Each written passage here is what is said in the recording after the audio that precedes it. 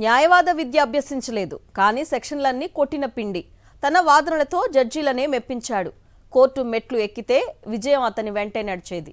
ఏకంగా 26 కేసుల్లో గెలిచి బాధితులకు న్యాయం చేసిన ఆ నకిలీ లాయర్ కథ ఇప్పుడు ప్రపంచవ్యాప్తంగా సెన్సేషన్ అవుతోంది. కెన్యాకు చెందిన బ్రయాన్ మెవెండా సాహసగాథపై స్పెషల్ స్టోరీ.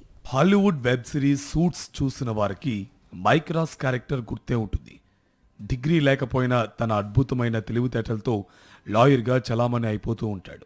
సరిగ్గా అలాంటి సీనే రియల్ లైఫ్లో రిపీట్ అయింది. కెన్యాకు చెందిన బ్రయాన్ మెవెండా అనే యువకుడు ఏమాత్రం న్యాయశాస్త్రం చదవకుండానే సీనియర్ అడ్వకేట్గా అవతారమే. సాధారణంగా లాయర్ అంటే ఏళ్ల తరబడి చదవాలి, ఎంతో ప్రాక్టీస్ ఉండాలి. కానీ మెవెండా మాత్రం ఎవరికీ అనుమానం రాకుండా పక్కా ప్లాన్తో రంగంలోకి దిగాడు. బ్రయాన్ మెవెండా ఎన్విటీగా అనే పేరున్న మరో ఒరిజినల్ అడ్వకేట్ వివరాలను దొంగలించి లా సొసైటీ ఆఫ్ కెన్యా పోర్టల్లోకి చొరబడ్డాడు. అక్కడ ఒరిజినల్ లాయర్ మెయిల్ ఐడిని మార్చేసి తన ఫోటోను అప్లోడ్ చేసి అడ్వకేట్ లైసెన్స్ సంపాదించాడు.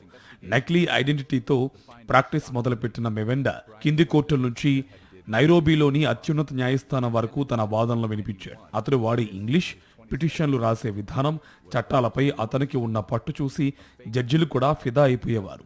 అలా ఇప్పటి వరకు ఏకంగా 26 కేసుల్లో అతను విజయం సాధించడం విశేషం. ఎంతో మందికి బెయిల్ ఇప్పించాడు, మరికొందరికి పోగొట్టుకున్న ఆస్తులను వెనక్కి తెచ్చిపెట్టాడు. అయితే పాపం పండి 2023లో పోలీసులకు చిక్కాడు.